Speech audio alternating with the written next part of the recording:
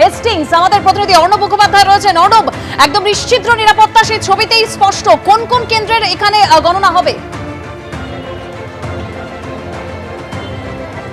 দেখো, এই যে এন্ট্রি পয়েন্টটা রয়েছে, এখান দিয়ে হেস্টিংসের যেরকম যারা রয়েছেন তারা ঢুকছেন, তার পাশাপাশি বিহারীলালের কলেজেরও যারা রয়েছেন তারা ঢুকছেন। হেস্টিংসে রয়েছে সাতগাছিয়া, বিষ্ণুপুর, টালিগঞ্জ, মহেশতলা, বজবজ, মেটিয়াবুরুজ, যাদবপুর, এই বিধানসভাগুলো, সেগুলোর কিন্তু কাউন্টিং হবে এই হেস্টিংসে। এবং সেই কারণে আমরা দেখতে পাচ্ছি যে এখানে নিরাপত্তার বন্দোবস্ত করা হয়েছে। যেরকমভাবে কাউন্টিং এজেন্টরা যারা রয়েছেন তারা ঢুকছেন, তার পাশাপাশি নিরাপত্তা বাহিনীতে যারা রয়েছেন তারা ঢুকছেন। এবং বিহারীলাল যে কলেজ রয়েছে, সেই বিহারীলাল কলেজে আমরা দেখতে পাচ্ছি বেহালা পশ্চিম এবং তার পাশাপাশি হচ্ছে বেহালা পূর্ব, সেখানকার যারা এজেন্টরা রয়েছেন তারাও ভিতরে প্রবেশ করছেন।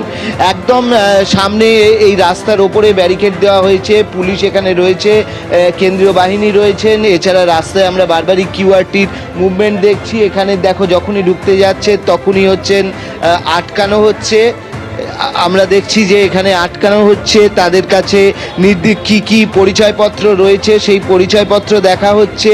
এছাড়া হচ্ছে ব্যাগ নিয়ে ভেতরে প্রবেশ করা যাবে না, বেশ কিছু নির্দিষ্ট নিয়ম রয়েছে, সেগুলো নিয়ে যেরকম ব্যাগ এখানে অ্যালাউ করা হচ্ছে না, সেই রকম আই কার্ড দেখে ঢোকানো হচ্ছে, এরকম নিরাপত্তা রয়েছে। আর তুমি দেখো, রাস্তার ওপরেও বারবার আমরা দেখতে পাচ্ছি, রাস্তা দিয়েও কিন্তু পুলিশের যে কেন্দ্রীয় বাহিনী নিয়ে যে কিউআরটি ভ্যানের যে মুভমেন্ট, সেই মুভমেন্টও রয়েছে। এখানে যারা কাউন্টিং এজেন্টরা রয়েছেন তারাও আসছেন, তাদের সঙ্গে কথা বলবো। কোন কোন বিধানসভা আপনাদের? বিধানসভা ঢুকে গেছে সবাই? আপনার কাউন্টিং ঢুকে গেছে। আপনার কোথায়? সাতগাছিয়া বিধানসভা। হ্যাঁ, সবাই ঢুকে গিয়েছে, না কোনো অসুবিধা হয়নি। সাতগাছিয়া থেকে তারা এসছেন, তাদের সবাই হেস্টিংসে ইতিমধ্যেই কিন্তু এজেন্টরা তারা ঢুকতে শুরু করেছেন। পানিহাটির ছবি এবার আপনাদের দেখাবো, যেখানে তৃণমূল নেতার বাড়িতে পৌঁছে গেল থান। সেই থান আতঙ্ক বহু বছর পর ফের একবার ফিরে এলো। সাদা থানের সঙ্গে তৃণমূল নেতার বাড়ির সামনে পড়লো হুমকি পোস্টার।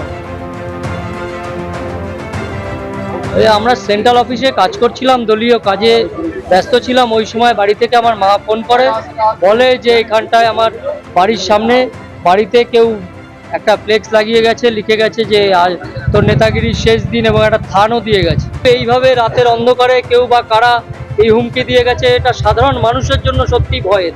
অভিযোগ করতেই পারে, যদি এরকম কোনো কেউ করেও থাকে, আমি তার প্রতিবাদ করছি। ঘোরতর অন্যায় এই ধরনের করে তার পরিবারকে আতঙ্কিত করার কোনো কারো অভিসন্ধি যারা থাকে, নিশ্চয়ই তার বাড়িতে সিসিটিভি ক্যামেরা আছে, প্রমাণ করুক যে আমাদের লোক করেছে।